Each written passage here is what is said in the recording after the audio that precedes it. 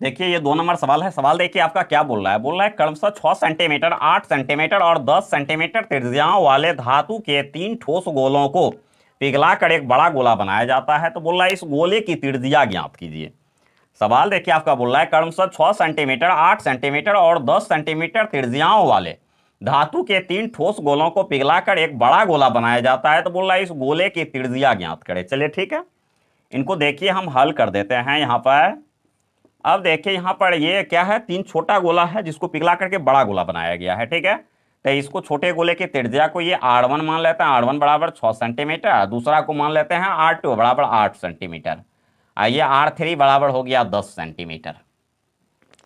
अब देखिए यहाँ पर लिख लेते हैं बना बड़ा गोला की त्रिज्या, बना बड़ा गोला के त्रिज्या बराबर, इसको हम मान लेते हैं कैपिटल R। क्या मान लेते हैं? Capital R। ठीक है, इतना माना। चलिए ठीक है, तो सीधी सी बात है ये तीनों छोटा गोला को पिघला करके बड़ा गोला बनाए हैं। तो सीधी सी बात है यहाँ पर क्या हो जाएगा, तीनों का आयतन के बराबर बड़का का आयतन।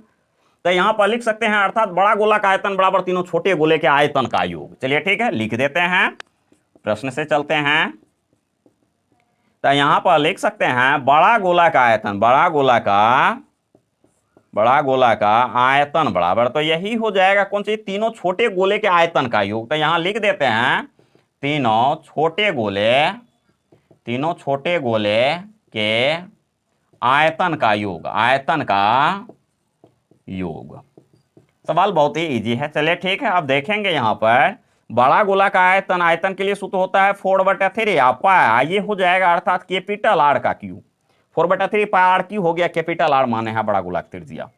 ये हो जाएगा 4/3 पाई, यही हो जाएगा R1 का क्यू, क्योंकि छोटा गोला फर्स्ट गोला जो है उसको R1 उसकी त्रिज्या को माने हैं।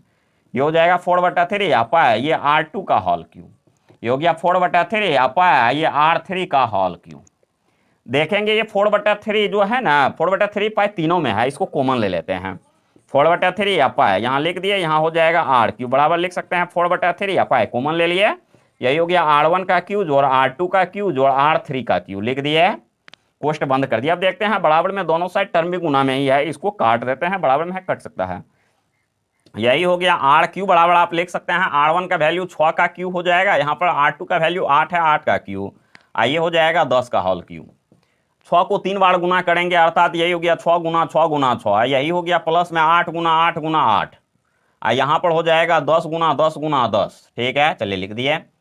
6 के 36, 36 6 के 216 होता है। ठीक है, 8 8 64, 64 8 कर दीजिए, यहाँ पर क्या हो जाएगा 8 8 64 हो गया, 64 8 8 के 32 के 2 हासिल 3, 8 के 48 49 50 से क्या 512 हो गया, लिख देते हैं 512। यही हो गया 10 दाइन 100, 100 दाइन 1000।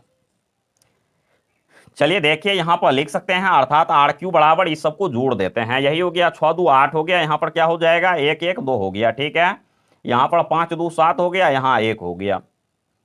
चलिए यहाँ पर हल कर देते हैं, अब यहीं पर हल कर देते हैं। ठीक है, यहाँ R क्यू बराबर आप लिख सकते हैं अर्थात कितना 12 गुना 12 गुना 12 लिख सकते हैं। ये R क्यू बराबर आप ऐसा भी लिख सकते हैं, 12 3 बार आया है। ठीक है, तो यहाँ 12 का होल क्यू भी दे सकते हैं। ये क्यू क्यू कट गया। ठीक है, R बराबर क्या आ गया 12 सेंटीमीटर। यहाँ लिख देंगे अतः बड़ा गोला की त्रिज्या, अतः बड़ा गोला की त्रिज्या बराबर, यही हो जाएगा बड़ा गोला की त्रिज्या 12 सेंटीमीटर। ठीक है, यही आपका आंसर हो गया, इनको लिख लेंगे आप लोग। ठीक है।